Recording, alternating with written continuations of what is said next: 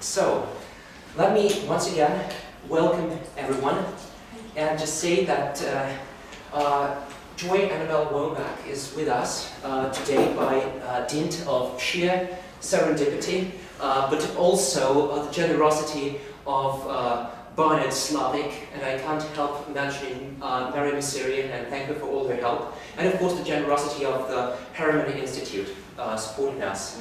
And this would not be possible, of course, without our students.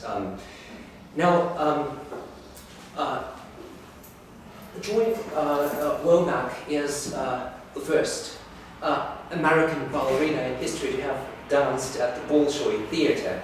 And instead of giving you a long intro, I think that the best way to start would be by asking you how your unique journey started, and as we go, we could speak about the continuation of this journey of yours and your current projects, which are versatile and which are international. And I hope that you, ladies and gentlemen, will jump in later in the talk and ask your questions about culture across borders, about dance, about languages, etc., etc. So, how come you traveled from Texas, as far as I understand, to the Bolshoi Theatre? How did the journey start? Well, I guess you could say that people think that I'm from Texas, but I'm from LA, and so I was training quite seriously at a young age in order to become a ballerina. And at that point in my life, I was sort of only exposed to American ballet. And because my parents had to move for various reasons to Texas, the only coach that we could find that was a good level was Russian woman. And she opened my eyes that this technique could help me not dance only in the United States, but over the world. And so I then got a scholarship to a school in Washington, D.C., called the Universal Academy of Ballet, which is a project that was actually done in cooperation with the Mariinsky and George Bush Sr. In the 90s. And it was a school sort of to integrate Russian culture in the States. And so I was quite exposed to the Russian system there, and I came up to visit my grandparents who lived in Manhattan, and I was invited to go to a master class, and a Bolshoi teacher was there, and she saw me and she invited me to audition for the school. And it was very out of the normal practice, because the woman who took me into the school, she was a prima ballerina with the Bolshoi, and it was one of her first classes that she was taking, and she said to the director, like, no, I'm convinced this girl, I want her, and she has to be in the Russian program. So the school does not allow foreigners to study with the Russians, and they made an exception for myself. And after that, for a few years, they continued making those exceptions, and they went to another American man who went, and now he's with the American Ballet Theatre. But now, unfortunately, they've now recently closed back the program, in the sense of Russians can only learn with Russians, and Americans can. You can come to the Bolshoi Academy now to study, but you'll be part of a foreign group. You won't be integrated into the Russian system. So I moved to Russia when I was 15, and they started putting me on stage that year. And they really were pushing me very hard. And at age 17, I danced my first principal with the Bolshoi Ballet. And I won a Paris competition and was invited to dance with Kina as the lead graduate of the school. And after that, Mr. Sergei Filin invited me to join the Bolshoi. And because at that time they couldn't make an official contract with a foreigner, I was invited to be a guest soloist with the Bolshoi. That period of time was very complicated in Russia, because I don't know if you heard about the acid attack, but basically Filin was attacked, and he wasn't there at the company, so he wasn't overseeing what was going on, and there was a lot of practices sort of to get on stage as a young dancer. There was this idea that I was American, so I had support from some sort of sponsor, so I needed to pay like $10,000 to get on stage. And quite frankly, that was heartbreaking. And at this period of time, there was a man who was a former kind of deputy director of Bolshoi, and he has his own company called the Kremlin Ballet, which is a ballet company that operates out of Red Square, inside of the Kremlin. And he invited me to become a principal dancer there at 19, and I moved over to the Kremlin Ballet, and I had 4 or 5 years of dancing, and that is where I started my international ballet competition experience. So I ended up winning several gold medals and Grand Prix awards for the United States, but being supported by the Russian government in doing that. When it was still possible to do that, I just want to add that when we post this video, we'll also add the links to the competitions, some of the competitions which are on YouTube on your channel, so that everyone could watch them. Could we go back though?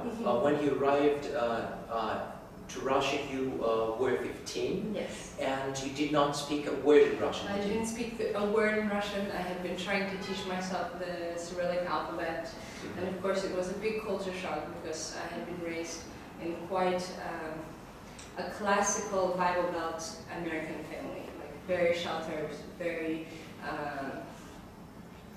in a sense, it was a big shock to have to fend for myself. And in Russia, there's, in the school, they do not hand feed their students. And that, of course, was a shock, but it was refreshing in a sense. It taught me from an early age that you get what you put in, and it's better to toughen up and get your work done than wait.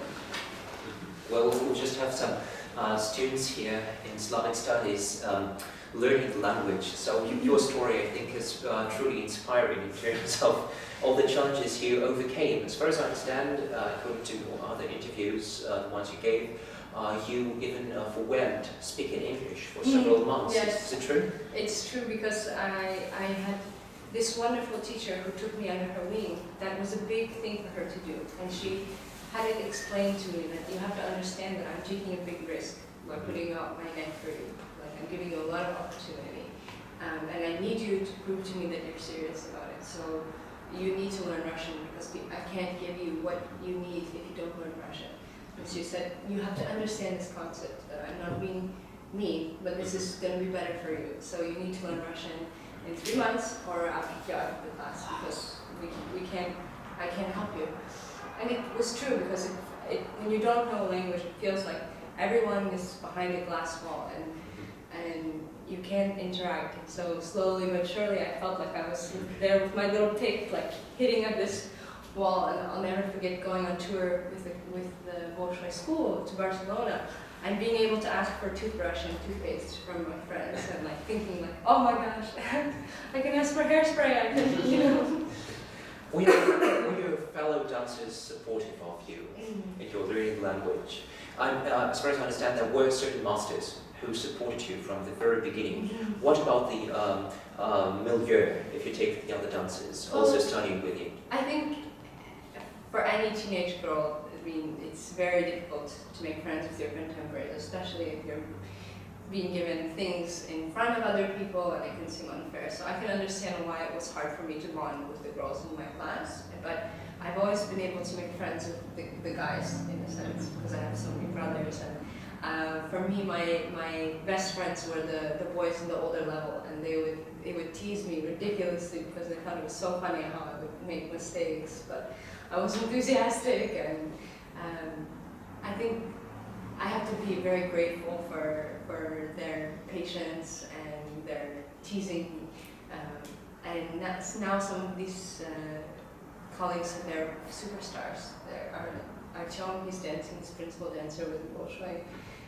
Antoine, he's doing amazing things to help Japanese and Russian cultural exchange. And it's really cool to root for those guys who helped me so much in the beginning of my time there at the school. Well, speaking about your time there, your education was not only dancing, right? It also entailed, I'm sure, literature lessons, language lessons. Music, literature. So how's it different from the kind of education you got here, where studying for a dancer?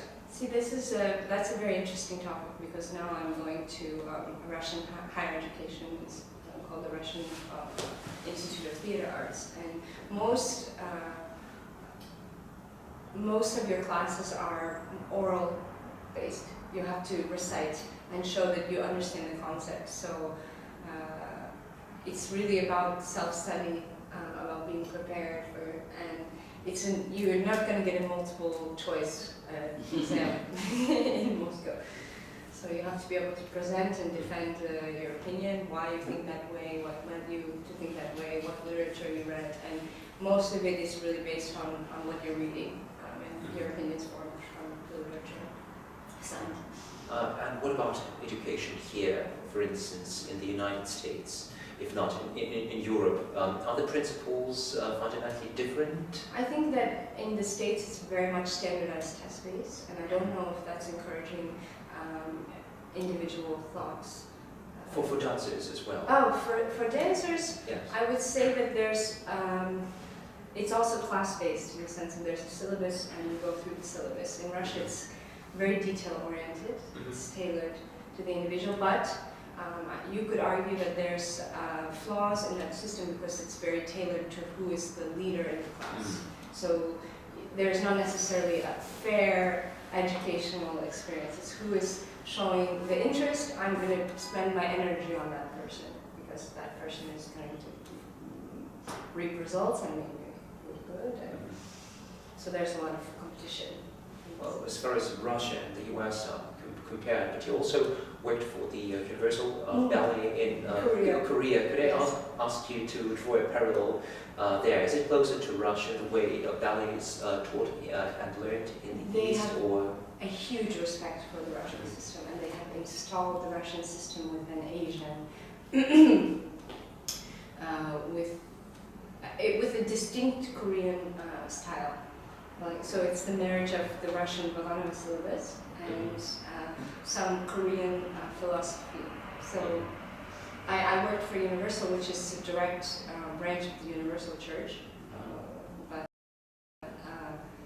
it was a very interesting experience because there were so many people from so many countries there, and I really enjoyed my Russian colleagues who were there working in Korea. I loved the work ethic of the Korean girls and boys. They were very detail-focused and very resilient in a sense that every single day was the same quality. Of performance. Of performance. But I didn't see myself in Korea for a long term because for me, I have to be able to feel like I can create. I have the freedom to decide what I need. I don't think that I fit well into a cog or a machine of an organization. And so that was a very interesting lesson for myself to go and try to become this perfect cookie cutter person, and you can improve your quality of dancing, but I don't think that you can improve your quality of artistic expression. And I didn't have time in the day to focus on my education or my projects that are different, and I realized that this is an integral part of who I am, not just as a dancer, but as an individual.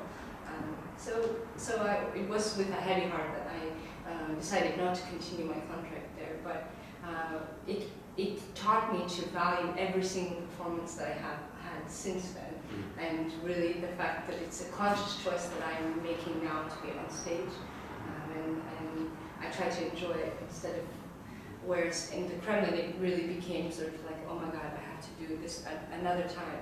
What do you dance with the Kremlin Ballet? The Kremlin Ballet was a wonderful experience, but as you know, there was 3 crises of the ruble while I was at the Kremlin Ballet. So what the money that you were making becomes less, then becomes half, and then even more half of that. And it got to a point where I was making sometimes even $220 a month, and that's very difficult to sustain. So this is one of the major challenges, because we usually look at the dances of the Bolshois, those semi-gods, but they aren't protected from the realities of life in the country. Yes, and unfortunately, It depends on how much favor you have with the establishment, because if you are spending lots of time on stage, the pay scale is such that you're making more money. But if you are not going on stage regularly, your paycheck reflects that. And if you're taking time to go and pursue outside opportunities, your pay is dropped as well. So even a dancer who's a principal dancer in Bolshoi can make sometimes $300 a month. But then you have the opposite scale. If that person is favored and they have the right influence, they can make, there was at one point a woman who was on the Court of Ballet, but because she was on every single night, she was making like $4,000 or $5,000. So it does really fit this stereotype, I guess, of selfless Russians giving themselves to art and to dance. But in all seriousness, when you consider the kind of limitations and opportunities you have in each system, how would you characterize the Russian system in terms of the freedoms people get as far as this freedom of self-expression is concerned? On the one hand, when you look at it, it looks as though New York ballet is more experimental in many ways, but the way you spoke about the education you got studying for the Bolshoi in your other interviews suggests that there were some methods used by the teachers which also foster your self-expression, but in a different way. I think that that's a common misconception. There's an idea that in Russia there's limited freedom of expression, of personal opinion, and I would argue that's a false statement, because I can remember every single time that I prepared a lead role in Russia, it was consistently being explained to me that I should find my version, I should be able to express individually my way to, I should take what has been given me, but also find my own version. And I think that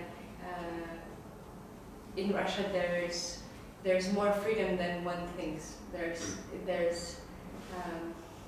not a sense of Big Brother, which I feel like that's a Western construct. Because you really, unless you're doing something to protest the government or be, inflammatory, nobody's in your business.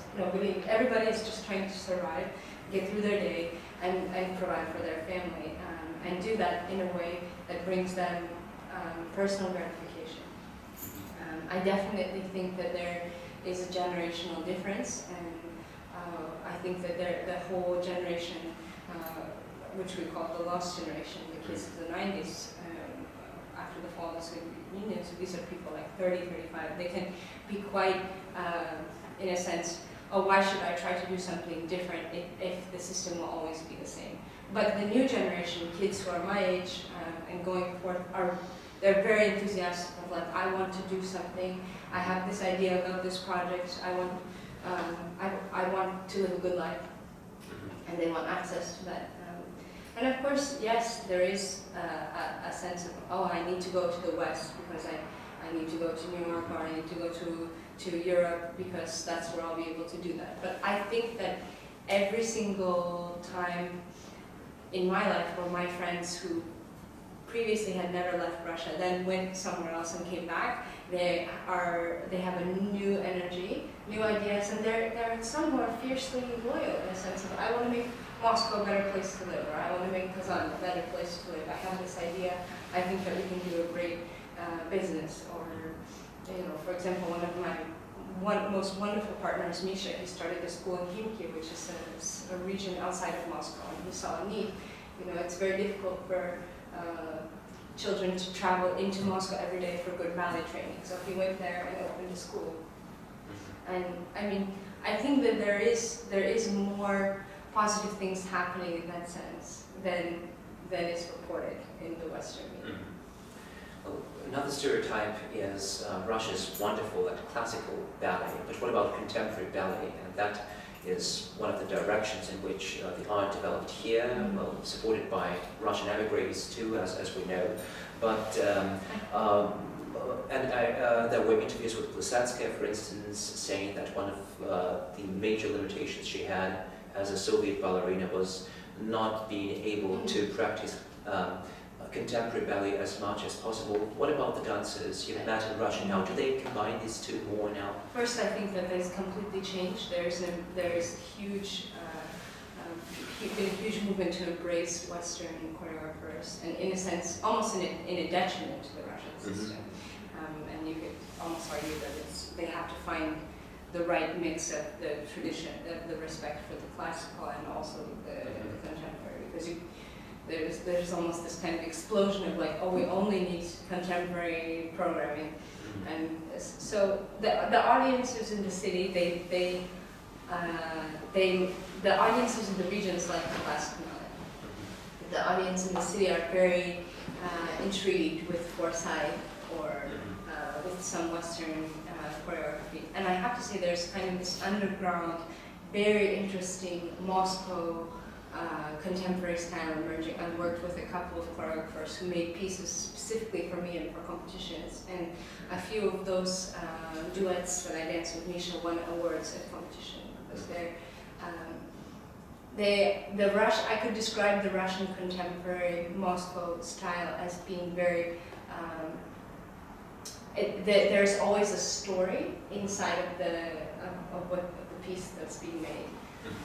So they're not, whereas an American side could say like, oh, for example, I just want to see bodies moving in space. One of the pieces I danced was, there was a complete, the choreographer came in with an idea.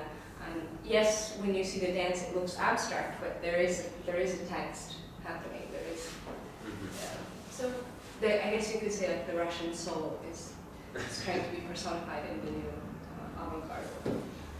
Well, speaking of the Russian soul, one watching your interviews made me think that there was no connection with the country before you came there, but in fact, just before this event started, you'd been telling me about the unusual connection your family had before you were even born with this country. Could you speak about this for a little while? So, of course, I didn't know this before I had moved to Russia, but my grandfather was the editor-in-chief of Scientific American. And so he was working in the 60s and 70s and 80s very closely with Sergei Kutizov, who was a very famous physic in Russia. And they were collaborating about sharing information about the atomic kind of discoveries, let's say they were. And my mother had been to Russia on several occasions. And I remember growing up and visiting my parents, my grandparents in Manhattan and seeing all the Russian books. And my grandfather eventually had gotten an honorary degree from BU, which is like Moscow State University, for his contributions to science and science education. And so I feel proud of my history and my connection with Russia. And I do think that in order to go forward, I think Americans and Russians are very similar, and I think that there needs to be more organic cross-cultural exchange, because when we go and we see how we live in different parts of the country, we can have a bigger and a better understanding of why people do and say the things that they do, and we can understand from where they're coming from. And the answer is different depending on where you go, which I think is the same in the States. You can go to New York, go to Texas, you can go to Chicago, you can go to Los Angeles, and the people will be different. And the one unifying thing, though, is that I have always been welcomed and treated with respect, and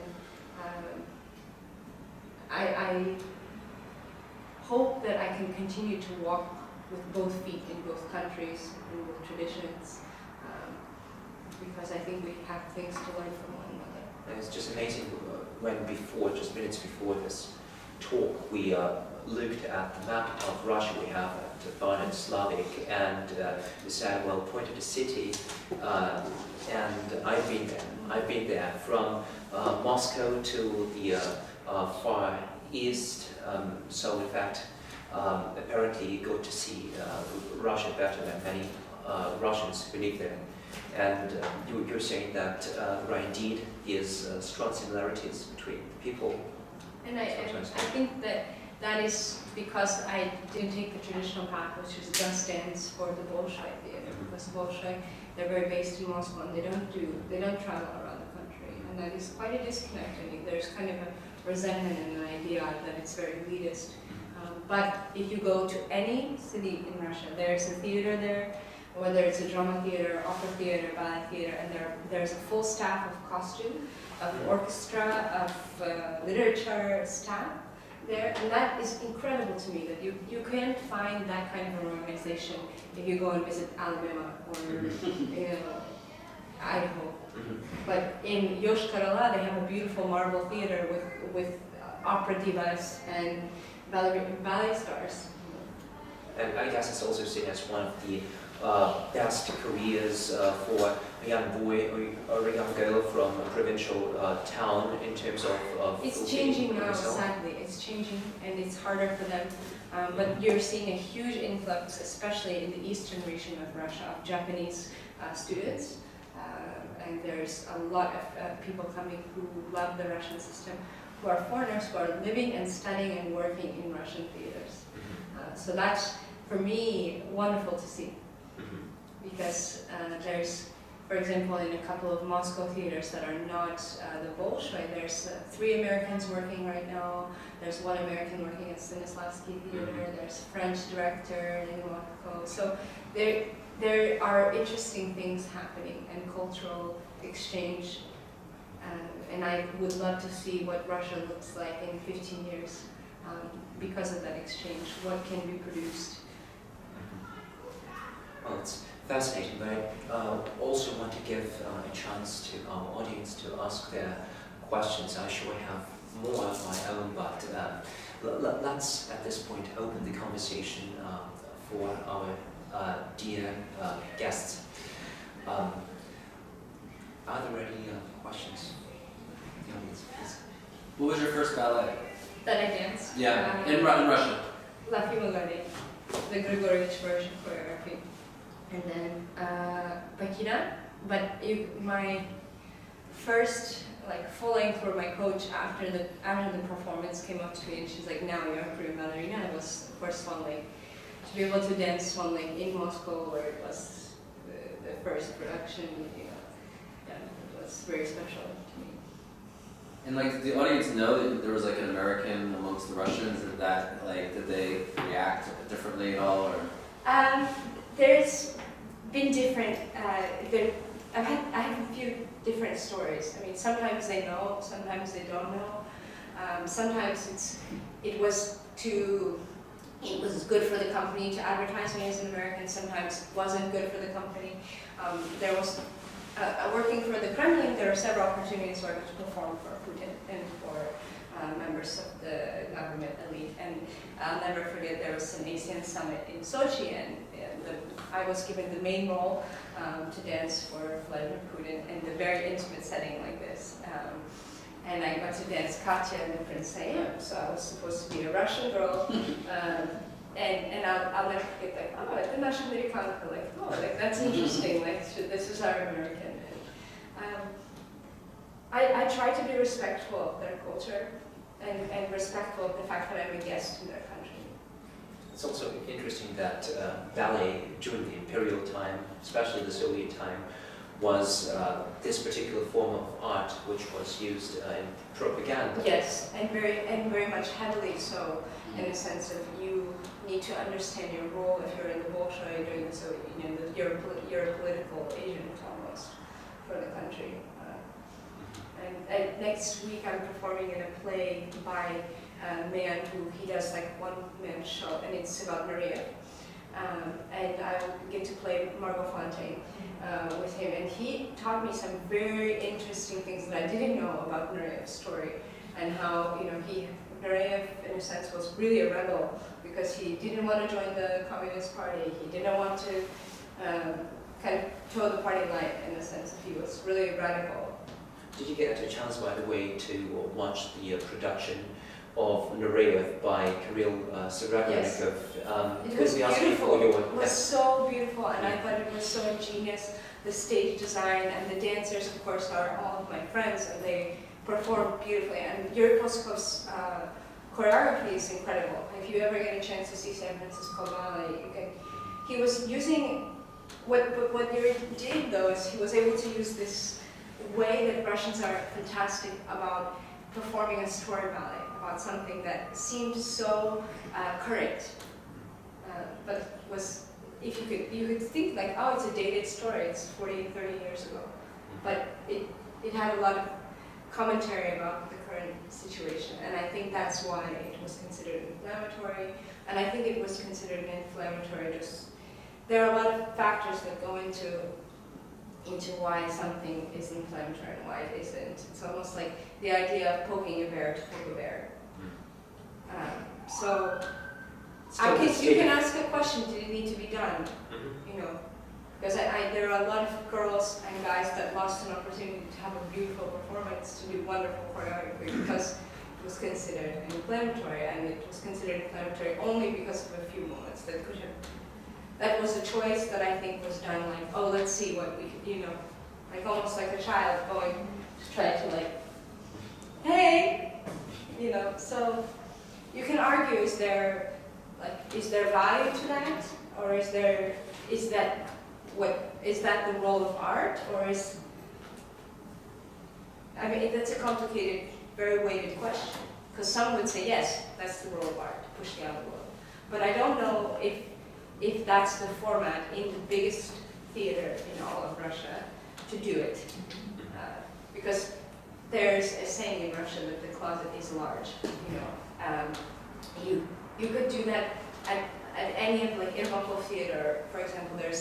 There's a show called Demon, and it's one of the craziest things I've ever seen in my life. Like that's inflammatory. There's the weirdest things going on that stage, but the guy who made that production didn't have any problems. So I think there's an arena for certain things and an arena for not for others, because I'm on the dancer side. Like they have a saying in Russian that the big theaters is like a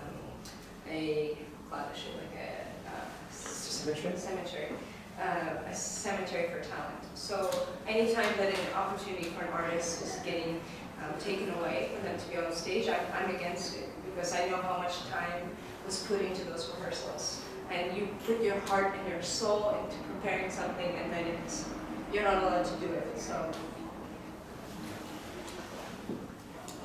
Any other questions from the audience? You still live in Russia? Yes. Okay. And how long have you lived there for? Almost 10 years now. Okay. And is that the future plan too? I want to be in both worlds. I would love to have more part-time things here in the States, definitely for financial and educational reasons. Because yes, it's very difficult to provide for yourself in Moscow. And I will hope that I can always be continuing my education in Russia. And by my access in the Russian system, I have access to a whole bunch of performing opportunities that I wouldn't have here in the States. At the same time, you have a company of your own, and I wanted to ask you to say a few words about it. So while you were still studying, you were also combining it with being an entrepreneur. And the title, the name of the company is Project Prima. Project Prima. So what's the business objective? Well, I think the future goal, eventually I hope that I can build a center for professional dancers, non-professional dancers, where they can come and be given a third-party opinion on how to increase their skills. Or, for example, you come to me and you're saying, I'm getting injured all the time, I don't know why I'm getting injured. With a team of experts, sports science, nutrition, psychology, medical and professional ballet entrepreneurs, we look at your plan, what you're doing, and we see the whole, and we fix it, and we give you a way to go into your daily life. Because in the ballet company, especially in the States, there is no, you're on your own, and if you get injured, that's it. You know? So I would like to be able to do that. And right now, what it looks like is I do a video every week on YouTube, and you can buy through my mother is a doctor, so she has helped followed me all my life. I do crazy things, like I'm a science experiment. Like I did PRP, stem cell therapy on my legs, which has kept me injury free. So I mean, I'm experimenting on myself, but I do believe that as a dancer, you need to be taking care of yourself like an athlete. So you need to be taking supplements, and so you can buy supplements through my site.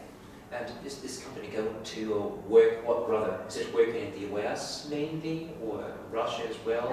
It's international, and the company is also, yes, we are focusing on the health and the supplements, but we're also focusing on helping artists get opportunities that they may not have had. So I really am passionate about, for example, having my partner Alia come to Los Angeles to be able to teach a master class and vice versa. So I saw a video of Project Prima giving a workshop in LA, so was it part of that? Yes, and also, I mean, wherever I go, for example, Singapore, Hong Kong, just giving master classes, private coaching, individual tailored advice, because I'm lucky to have seen a lot and done a lot very early as a dancer, and there's a lot of things that I would like to encourage dancers to do for themselves.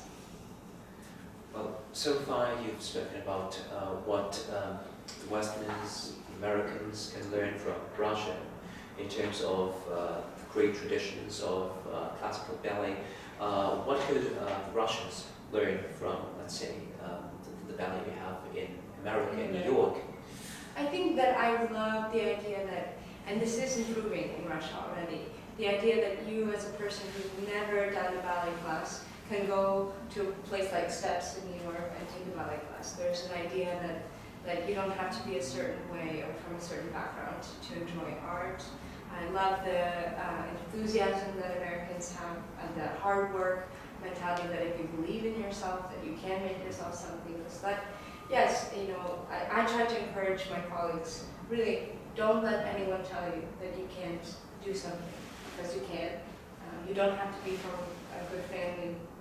If you work hard, you can be successful. And that is I understand an American idea, that is a white picket fence, Norman Rockwell propaganda idea that I drink the Kool-Aid, and I want to share that with my colleagues. I think one thing that we need in the States is better arts policy, and I hope one day I can be involved in that. We need funding from the government for arts. We need subsidies for arts education, in higher education, in lower education, and we need subsidies and programs to provide access to minority students to be able to train as a dancer. Because right now, in order to become a professional dancer in the United States, it's an upwards investment in a family, $40,000 to $50,000, which is completely elitist. Well, and as far as I understand, your family also have to make sacrifices to launch your career at the very beginning. Well, it was cheaper for me to go to Russia, and the school took care of my costs to go to competitions, to go and travel, the company, and that was all provided by the Russian government for a foreigner. So I do think that we have things that we can learn from Europe and from Russia in arts education, because there are some fantastic and highly motivated and talented people here in the States that don't have opportunity purely because they lack the finances and the support. One other questions from the audience? Please. So I'd say thank you for being here, first of all, and how did ballet prepare you for Russia, like growing up? I think that ballet, because it holds such a special place in Russian society, it really was the perfect way to go to Russia, because you could go to Russia as an English teacher or as a university student, and as a ballerina, you're kind of already a little celebrity. I mean, it really is. Oh, you're a ballerina. Oh, and I think that it was a very easy, in that sense, a good choice.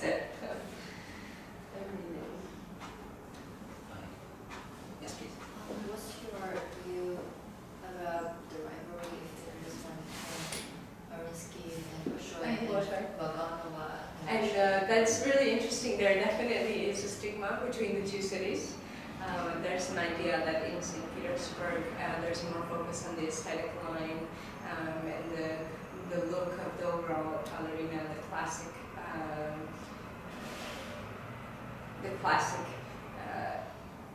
way of going about training. And in Moscow it's more about the raw emotion, about the soul, about the you're going to take more risks, you're going to be more. But a person from St. Petersburg would say like the people from Moscow can be crude, or the person from Moscow can say that in St. Petersburg I fell asleep in the Sleeping Beauty because it was beautiful, but you can only take so much beauty. So yeah, there definitely is, but it's almost with a tongue-in-cheek, because there's been more in recent years, more graduates from Romanova School joining Bolshoi, and I think that has to do with Mahar Vaziev, who is from Mariinsky, and he likes the aesthetic. But there isn't very much, except for Ekaterina Kondurova, who's from Moscow, there isn't really the other way happening. The people from St. Petersburg, at least in my experience, was like, oh, you're from Moscow, oh, like, you know.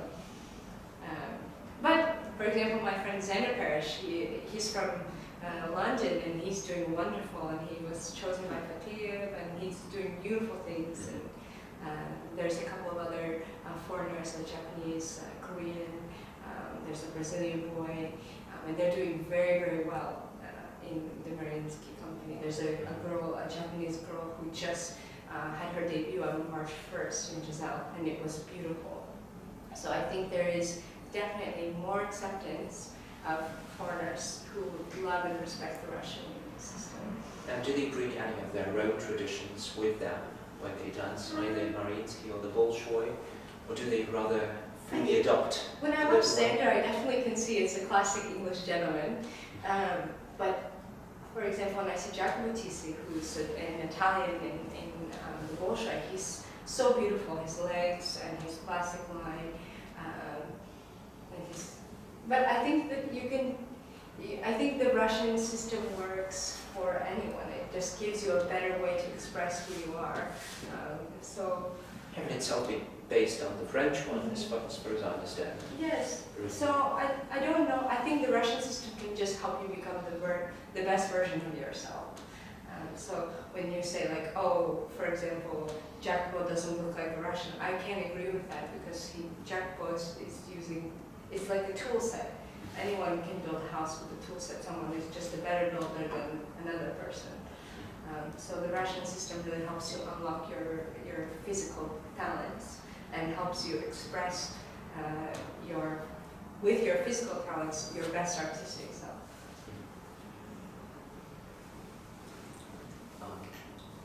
So how many times do you perform a month on average now? Like right now, I'm going to have 4 performances in March. But I just got off of a tour where I did 42 shows in 60 days. So it can depend on what. Now I'm freelance. I decide what I want to do, because I want to focus on my education. I want to focus on my business projects. And for me, it's really important to get on stage and to enjoy it. So if I'm feeling like I have to be forced to be on the stage, it's not worth it for me anymore.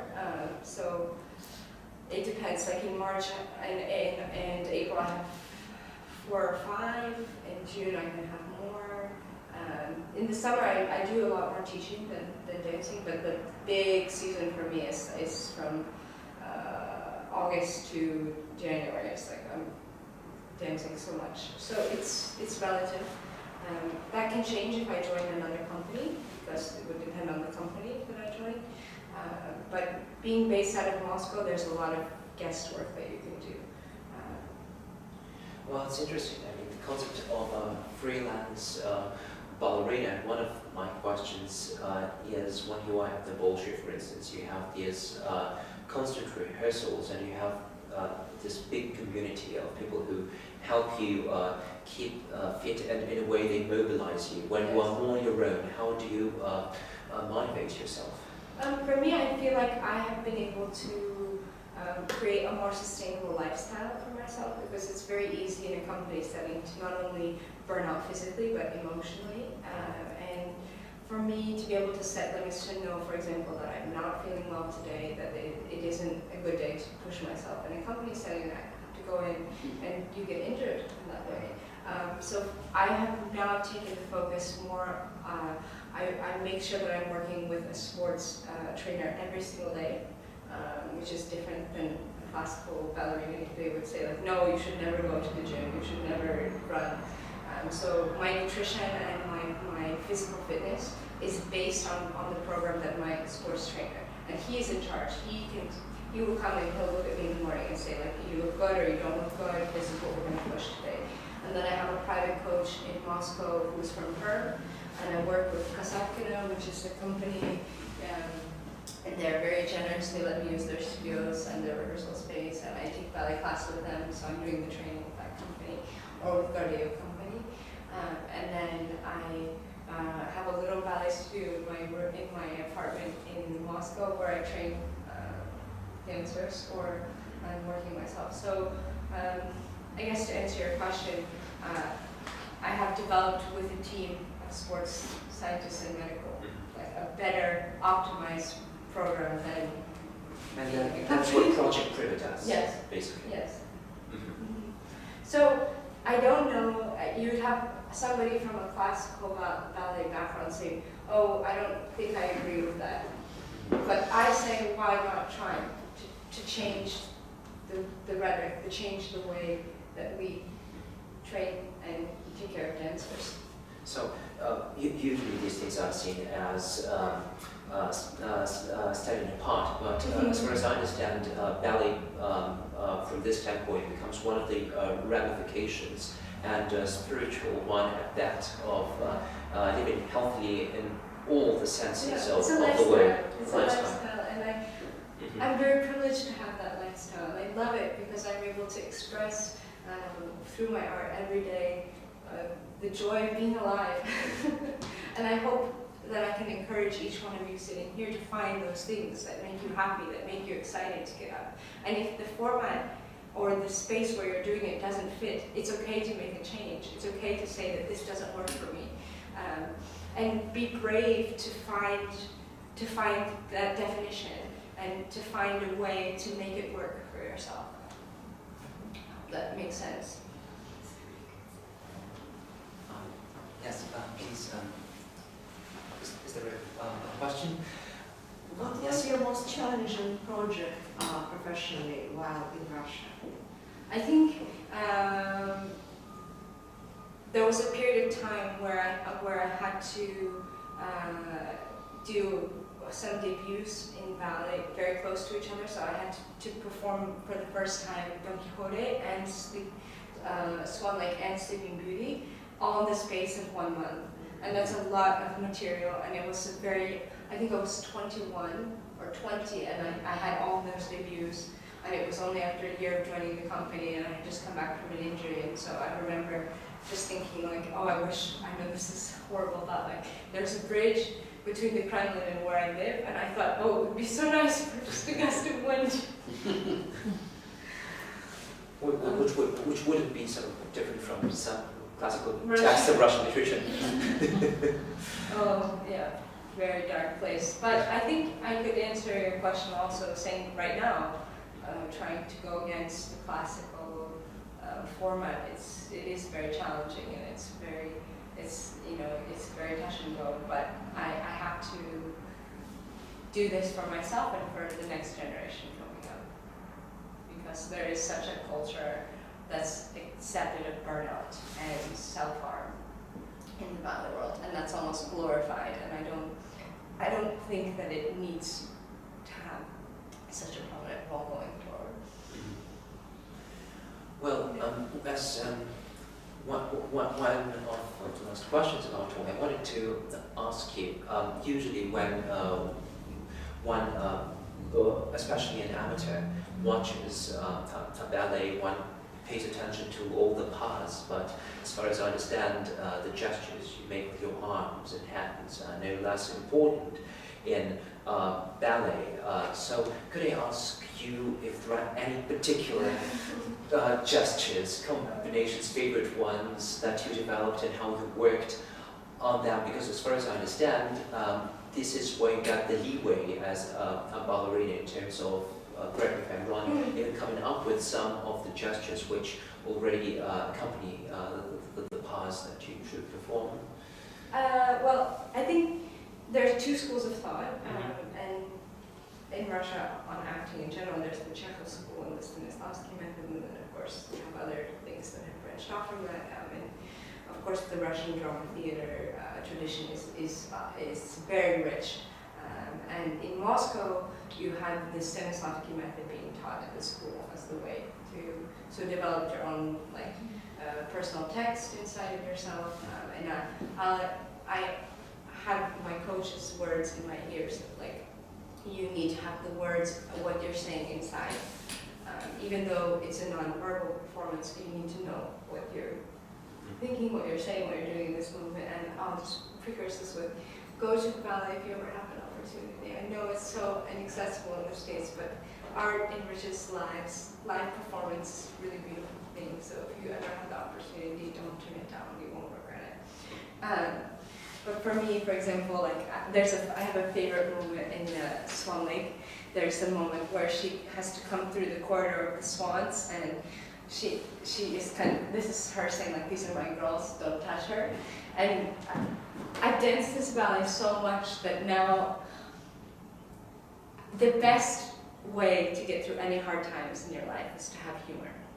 And so now depending on how I'm feeling, for example, if you have a fever and you have to dance, I have like somebody with an accent in my head, like, no, don't touch me, like different things, and I love to see my partner's face light up and smile.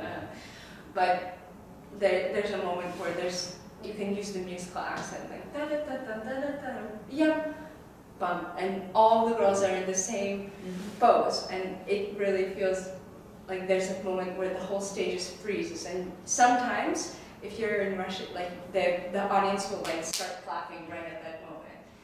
And then I start from there, like, please, you don't touch these girls. And then he says, like, okay, I won't. And I say, like, thank you. And then just like that, like the mix of the music and the guy like walking just in time, it really can hit home to the audience. So Well, unless there are more questions from our audience, all I can say is that we are deeply grateful that you found the time to join us here tonight, and we hope that it's just one of your first visits to Barnard, not the last one. Thank you so much for coming as well, and please let's give a round of applause to everyone.